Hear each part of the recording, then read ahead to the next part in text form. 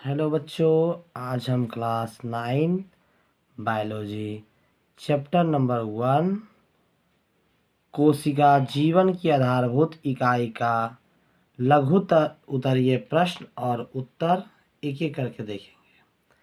पहला है, निम्नलिखित में किन्हीं दो के प्रमुख कार्य बताए।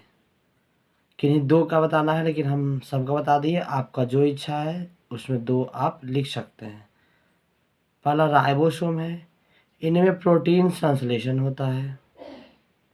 दूसरा माइटोकॉन्ड्रिया है, इसमें उपस्थित कोशिकीय श्वसन के एंजाइम के चलते भोजन का संपूर्ण ऑक्सीकरण होता है। इसके फलस्वरूप जीव के लिए ढेर सारी आवश्यक ऊर्जा मुक्त होती है, इसलिए माइटोकॉन्ड्रिया को कोशिकीय ऊर्जागृह कहा जाता है। यह ऊर्जा एटीपी के रूप में जमा रहता है। कोशिका नए यौगिक के निर्माण के समय एटीपी में संचित ऊर्जा का इस्तेमाल करती है। तीसरा है, हरित लवक ल्यूकोप्लास्ट मुख्यतः जड़ की कोशिकाओं में पाए जाते हैं और खाद्य संचय का कार्य करते हैं। इसमें स्टार्च, प्रोटीन तथा तेल जैसे पदार्थ संचित रहते हैं। क्रोमोप्लास्ट फूलों और बीजों को विभिन्न रंग प्रदान करते हैं। क्लोरोप्लास्ट मुख्यतः पत्तियों में पाए जाते हैं एवं भोजन संश्लेषण में सहायक है। चौथा है, गुणसूत्र एक पीढ़ी से दूसरी पीढ़ी में वंशागत सूचना प्रेषित करता है। पांचवा है, गोल्जी उपकरण ईआर संश्लेषित पदार्थों का संचयन, रूपांतरण तथा पैक कर कोशिका के बाहर और अंदर विभिन्न क्षेत्रों में भेजता है। कोशिका का मुख्यतः अश्रवण अंगक है। लाइसोसोम एवं प्रोकैरियोसोम के निर्माण में मदद करता है। कुछ परिस्थितियों में इसमें सामान्य शक्कर से जटिल शक्कर का निर्माण होता है। पादप कोशिका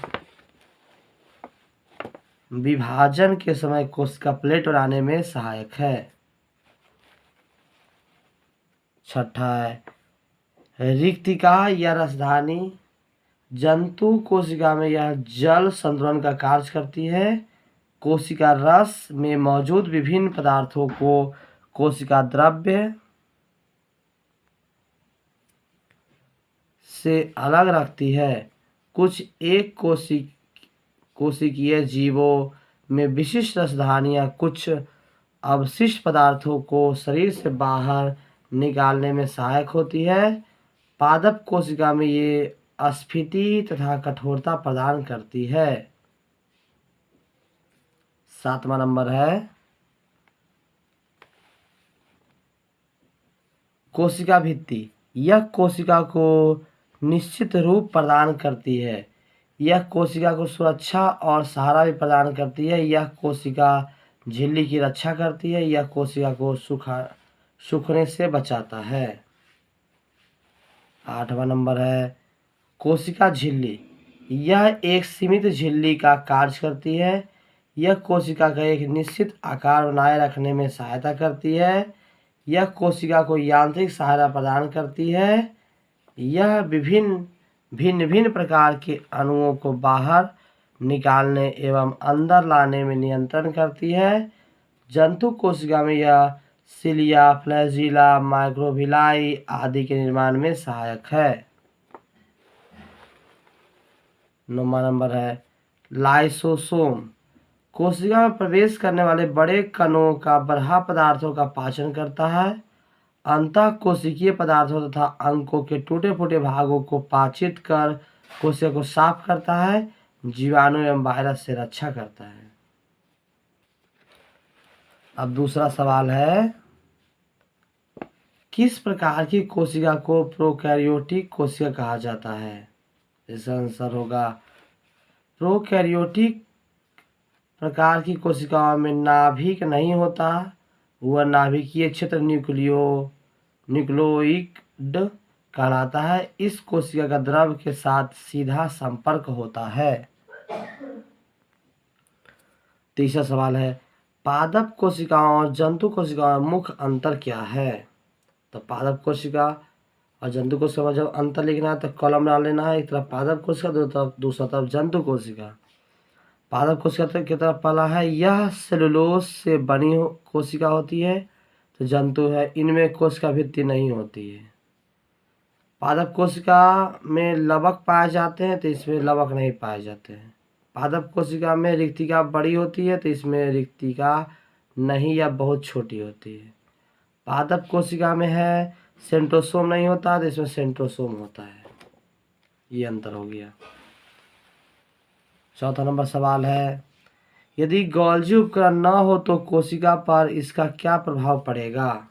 इसका आंसर हो जाएगा यदि कोशिका में गोल्जी उपकरण न हो तो अंतःप्रदवी जालिका में बने पदार्थों का कोशिका के अंदर व बाहर आवश्यक भागों को स्थानांतरण बंद हो जाएगा। लाइसोसोम का निर्माण नहीं होगा, जिसमें बहुत से एंजाइमों व हार्मोनों का निर्माण नहीं होगा, जिससे कोशिका के अवशिष्ट पदार्थों का निष्कासन नहीं होगा। इन सब से कोशिका का जीवन कम हो जाएगा। पांचवा नंबर है कोशिका के किस अंग को बिजली घर कहते हैं और क्यों। इसका आंसर होगा माइटोकॉन्ड्रिया में भोजन के ऑक्सीजन से ऊर्जा मुक्त होती है, यहीं पर एटीपी के रूप में संचित होती है, इसलिए इसे कोशिका का ऊर्जा संयंत्र कहते हैं। माइटोकॉन्ड्रिया को कोशिका का बिजली घर अथवा ऊर्जा घर कहा जाता है, क्योंकि यह भोजन के ऑक्सीजन तथा ऊर्जा उत्पादन का कार्य करता है। छठा नंबर है एंडोसाइटोसिस किसे कहते हैं। इसका आंसर हो जाएगा कुछ एक कोशिकीय जंतुओं जैसे अमीबा में कोशिका झिल्ली का लचीलापन कोशिका को इस योग्य बनाता है कि अपने बाहरी वातावरण से ये भोजन तथा अन्य खाद्य पदार्थों का अधिग्रहण कर सकती है। कोशिका झिल्ली द्वारा संपन्न होने वाली इस क्रिया को एंडोसाइटोसिस कहते हैं। सातवां नंबर सवाल है लवक कितने प्रकार के होते हैं एवं इनके क्या कार्य हैं। इसका आंसर है लवक 3 प्रकार के होते हैं, अवर्णी या ल्यूकोप्लास्ट, वर्णी या क्रोमोप्लास्ट, हरित लवक या क्लोरोप्लास्ट। अब ल्यूकोप्लास्ट का कार्य देखेंगे। ल्यूकोप्लास्ट मुख्यतः जड़ की कोशिकाओं में पाए जाते हैं और खाद्य संचय का कार्य करते हैं। इसमें स्टार्च, प्रोटीन तथा तेल जैसे पदार्थ संचित रहते हैं। दूसरा है क्रोमोप्लास्ट, फूलों और बीजों को विभिन्न रंग प्रदान करते हैं। तीसरा है क्लोरोप्लास्ट, मुख्यतः पत्तियों में पाया जाता है एवं भोजन संश्लेषण में सहायक है। आठवां नंबर है केंद्रक झिल्ली में पाए जाने वाले छिद्र का क्या कार्य है। इसका आंसर हो जाएगा केंद्रक झिल्ली या केंद्रक कला में पाए जाने वाले छिद्रों के द्वारा केंद्रक द्रव्य एवं कोशिका द्रव्य के बीच पदार्थों का आदान प्रदान होता है। 9वां नंबर है जीन को आनुवांशिक इकाई क्यों कहते हैं। इसका आंसर होगा क्योंकि जीन पैतृक गुणों के वाहक होते हैं, इसलिए इसको आनुवांशिक इकाई कहते हैं। 10वां नंबर है विषम तथा प्राशन में क्या अंतर है। तो अंतर लिखना था, एक तरफ विषम दूसरा तरफ प्राशन।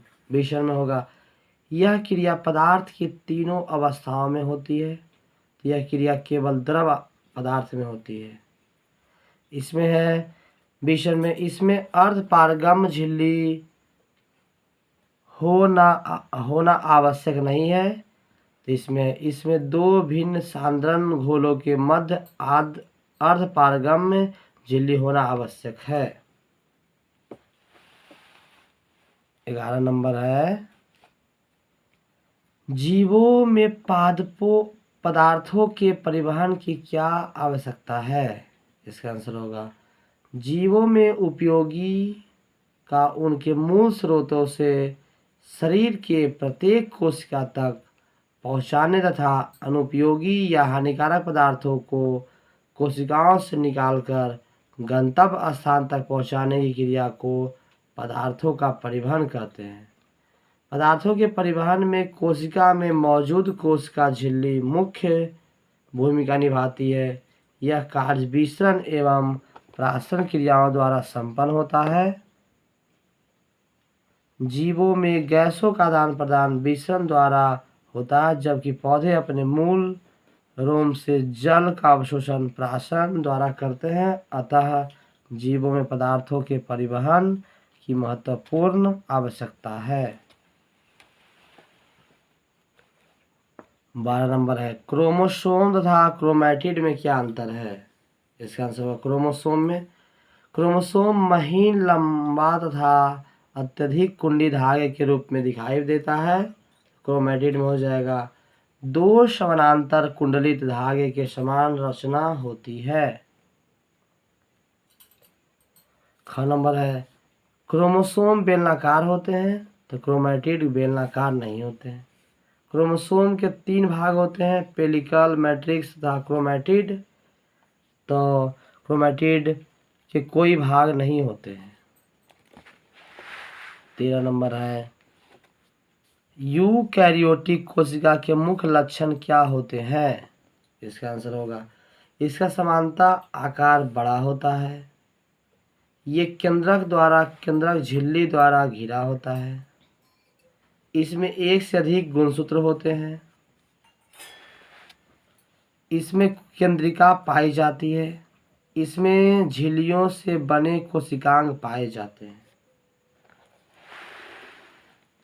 14 नंबर है, वायरसों में सजीवों का लक्षण क्यों नहीं पाया जाता है? इसका आंसर होगा झिल्ली जीवों का एक आवश्यक हिस्सा होता है। वायरस में किसी प्रकार की झिल्ली नहीं होती, इसके चलते इसमें सजीवों का लक्षण नहीं पाया जाता है। 15 नंबर है, चिकनी अंतःप्रदवी जलिका तथा खुरदरी अंतःप्रदवी जलिका में मुख्य अंतर क्या है? खुरदरी अंतःप्रदवी जलिका की सतह पर राइबोसोम होते हैं जो प्रोटीन संश्लेषण का कार्य करते हैं, जबकि चिकनी अंतःप्रदवी जलिका पर राइबोसोम नहीं होते, ये लिपिडों को स्रावित करती है।